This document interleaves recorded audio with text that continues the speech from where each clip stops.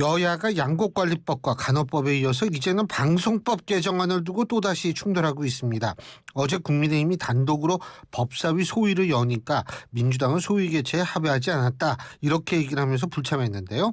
자, 과방위 소속이죠. 국민의힘 홍석준 의원 연결해서 입장 들어보겠습니다. 홍 의원님 안녕하세요. 예, 안녕하십니까. 예. 아유, 오늘 날씨도 어제는 여름인데 오늘은 다시 봄으로 되고 막 어수선하잖아요. 지금 네네네. 밖에도 흐리던데 정치권도 많이 흐려요. 예. 근데 이제 여러 가지로 부딪히는데 그 중에서 이제 하나가 또 방송법인데 말이에요. 그죠? 네네네. 이 방송법 개정안의 핵심, 지금 부딪히고 있는 게 공영방송 이사회 구성 문제, 그리고 네. 사장 선임 절차 변경하는 지배구조 개편안, 이거죠. 그죠? 네네네. 네. 그런데 이게 지금 어떤 문제가 있다고 보시는 거예요? 예, 예. 이게 일단 기본적으로 가장 그 문제가 일단은 그 지금 현재 그 민주당 안은 이사가 21명으로 되어 있습니다. 예. 그 전 세계 어디에도 이사 수가 21개 되는 그런 법인은 없죠. 지금 방통위 직원들조차도 이렇게 이사가 많으면은 일 못한다, 이런 어떤 이야기가 일단 들려오고 있습니다. 예. 예. 그 다음에 또 내용 구성면을 보면 일단 대표성이 없습니다. 그러니까 지금 언론학회에서 6명을 지금 이제 추천하도록 돼 있거든요. 예. 그런데 지금 언론학회 3군데서 이제 2명씩 해서 6명 추천하는데, 지금 언론학회가 사람 수가 그 언론학회 수가 수십 개가 되는데 어떤 언론학회 추천받느냐, 이런 또 문제가 있고, 그 다음에 또 독립성이 문제인데, 지금 현재 이사는 잘 아시는 것처럼 KBS 사장이라든지 집행부를 견제 내지는 통제를 해야 되는데, 지금 KBS 사장이 임명하는 KBS 미디어에서 또 4명을 추천하도록 돼 있고, 그다음에 중립성에서도 문제입니다.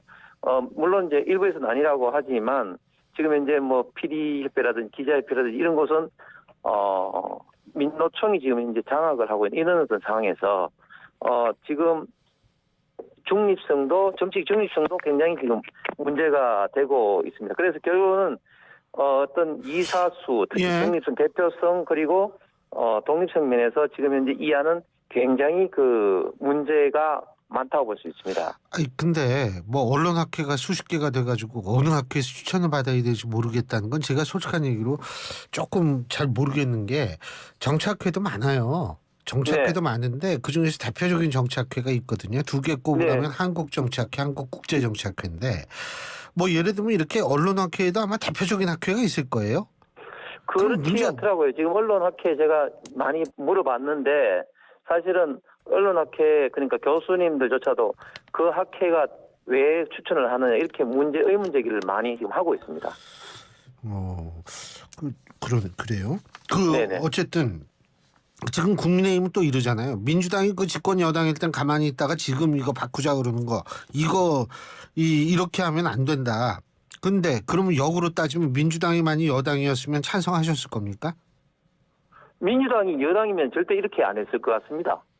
왜냐하면 그 민주당에서는 과거에 이런 어떤 게 논의가 잠깐 있었는데, 여당일 때는 이런 논의 자체를 진행을 안 시켰죠. 그런데 이제 정권을 뺏기게 되니까 진행을 지금 하고 있고, 특히 민주당 내 안도 굉장히 많이 바뀌었는데, 예를 들면 원래는 독일처럼 지방자치단체 장 추천하는 그런 목도 있었습니다, 이사에. 그런데 지방선거에 지게 되니까 또 지방자치단 추천 이런 것도 없애버렸습니다. 그러니까 민주당은 합리적인 안이 아니라 어떤 상황에 따른 어떤 당략적인 그런 어떤 급조된 안이다, 저희들은 이렇게 보고 있습니다. 자, 지금 현재 국민의힘 헌법재판소의 권한쟁의 심판 효력정지 가처분 신청됐죠. 네네네.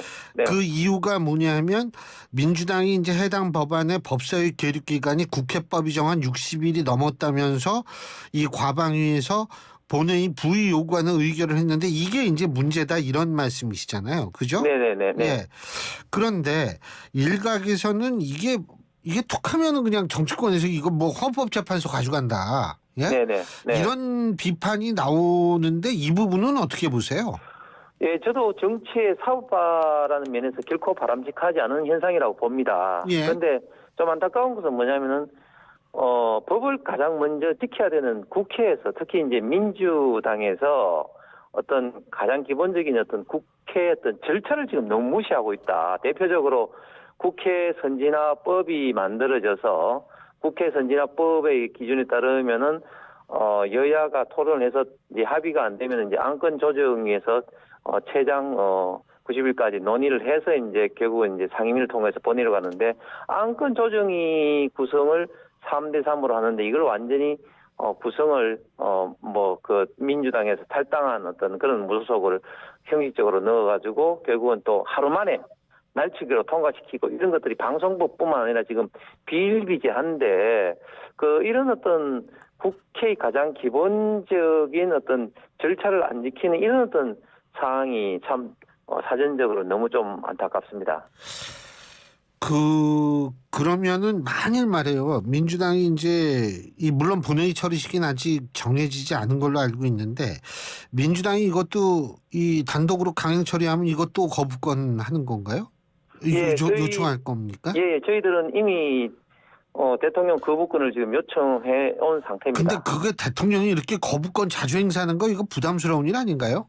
물론 부담스러운 현상이죠. 그리고 여야의 어떻게 보면 갈등이 더 조장되고 참 그런데, 저희들은 좀 어쩔 수 없는 그런 어떤 선택이라 생각하고, 저는 민주당이 어떤 측면에서 보면 대통령의 어떤 거부권을 자꾸 유발하는 그런 측면도 있다고 생각합니다. 결국은 방금 말씀하신 것처럼 결국은 이런 식으로 거부권을 행사하게 되면 일단 민주당으로서는 본인들 이제 민주당을 지지하는 층으로부터는 우리는 뭐 할 만큼 최선을 다했다 해서 지지하는 어떤 층으로부터는 좀 또 이제 지지 지원을 받고, 반대로 또 대통령이나 저희 당 입장에서는 또 이제 자꾸 거부권을 행사한다는 그런 부담감을 좀 주려고, 사실은 지금 방송법뿐만 아니라 정말 헌법을 어떻게 보면 흔드는 그런 어떤 법안들이 지금 계속 줄줄이 지금 대기 중에 있습니다. 대법원장 어떤 임명을 박탈하는 그런 어떤 법안이라든지 계속 현재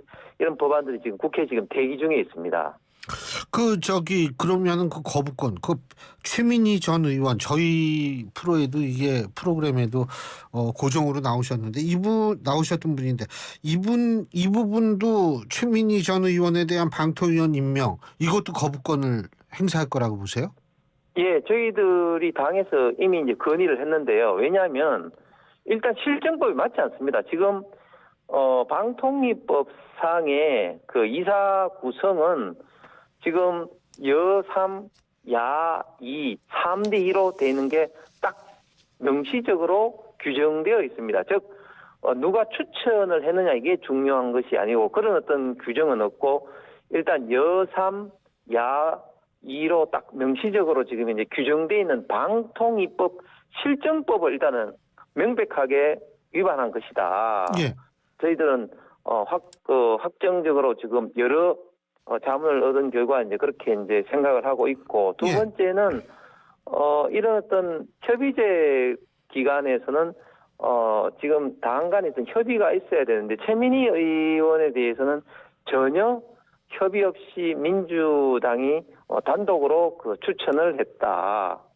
그러면 그다음에 세 번째, 최민희 의원에 대해서는 개인적으로도 여러 가지 지금 현재 문제가 있는데, 예를 들면 지금 방통위법상에는 이사는 과거 유사한 동종 방송통신 업종에 종사해서는 안 된다. 3년 이내에. 그런 어떤 규정이 있음에도 불구하고 최민희 전 의원 같은 경우는 3년 이내에 방송통신위원회에서 관계되는 어떤 협의회 부회장으로도 있었고, 기타 또 허위사실로 이렇게 공직선거법상에 이렇게 당선 무효된 사례라든지 이런 개인적인 어떤 문제도 지금 너무 지금 많이 있기 때문에, 저희들은 최민희 전 의원 같은 경우는 지금 이런 방통위 이사는 적절하지 않고 실정법도 분명히 지금 현재 위배했다. 그래서 이제 거부권을 대통령이 행사할 것이다.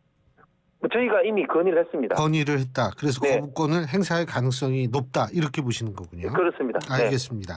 자, 이건 좀 방통위하고 상관이 없는 얘기인데, 지금 국민의힘 말이에요. 네. 계속 실언이 나와요. 예? 네. 아니 이런 경우 제 기억으로는 거의 없거든요. 이렇게 막 릴레이로 실현을 하는 거예요. 예? 네네네네. 이거 왜 이렇다고 보세요? 그게 이제 그 최고위원들의 어떻게 보면 개인적인 어떤 소신일 수도 있겠지만 결국은 그게 이제 저는 국민적 시각, 국민의 좀 눈높이에 정치인이 소신만 가지고 하는 건 아니죠. 눈높이 잘해야죠. 예. 물론 뭐 정치는 또 소신도 분명히 있어야 되죠. 그런데 이제 그게 소신이 여론과 동떨어질 땐 여론을 쫓아야 되는 거 아닌가요? 맞습니다. 예. 네, 그래서 저희들도 지금 집권 여당으로서 잘하신 것처럼 국민의 어떤 생활 민생이 이렇게 어려운데 국민의 민생을 위해서 대한민국 미래를 위해서 집권 여당으로서 최선을 다하고 낮은 자세로 이렇게 해야 되는 그런 어떤 시국입니다. 불구하고 국민의 어떤 시각과 동떨어진 이런 어떤 최고위원들의 발언에 대해서는 계속적으로 몇몇 분들이 했습니다만 사과도 하고 정말 조심해야 되겠다 이런 어떤 생각을 갖고 있습니다. 솔직히 그 아주 특이한 현상이라고 저는 바라보는데 이 특이한 현상의 배경에는 100% 당원으로 뽑는 그러한 것들이 있다라고 생각해 보신 적은 없습니까? 저도 그런 게 전혀 없다고는 볼 수 없겠습니다. 아무래도 당원들로만 뽑다 보니까 아무래도 이제 좀 일반 조금 국민들의 생각에서 약간 좀 격리되는 그런 어떤 생각이 조금 있을 수밖에 없는 그런 어떤 시스템인데 저는 그보다도 지금 각 최고위원들이 본인의 어떤 발언을 할 때 좀 더 신중하면서도 본인의 어떤 소신이라 할지라도 이런 어떤 발언이 국민의 눈높이 어떻게 하는지 좀 더 심사숙고할 필요가 있다 생각합니다. 그 국민의힘이나 대통령실 내부에 레드팀 같은 거 있잖아요. 레드팀이라 뭐 아시죠? 왜 그 발음 이 상대방이 얘기할 걸 먼저 이쪽에서 문제 제기를 해가지고 논리를 먼저 형성하는 이런 거 필요성은 안 느끼세요? 제가 이거 보면 그 레드팀이 국민의힘 내부에도 있어야 되고 대통령실에도 있어야 될 것 같은데요. 예, 저도 뭐 그런 생각을 갖고 있는데 그리고 공교롭게도 보면 저희들이 이제 최근에서야 이제 윌리 위원회가 다시 재구성되고 뭐 이렇게 하면서 어떻게 보면은 방금 말씀하신 레드팀의 역할을 해야 될 이런 어떤 조직 자체가 조금 허점이 좀 있었다 그렇게 또 보입니다. 그거 좀 빨리 만들어야 되는 거 아닌가 이런 생각도 들어서 여쭤본 거고요. 네. 지금 민주당 동봉투 사태에 대해서 간단히 어떻게 바라보고 계신지 말씀해 주시죠.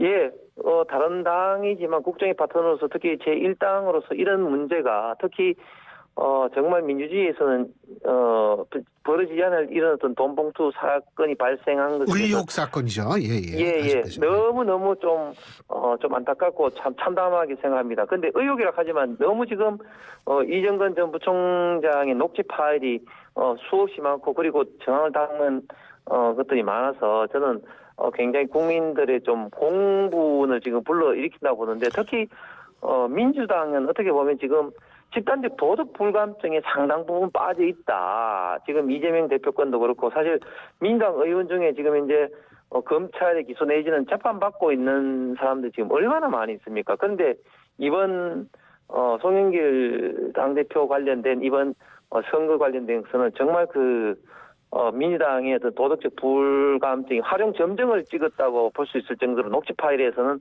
정말 낯뜨거운 어떤 그런 멘트들이 많이 나온 것 같습니다. 간단하게 여쭙겠습니다. 송영길 전 대표 들어올 거라고 보십니까?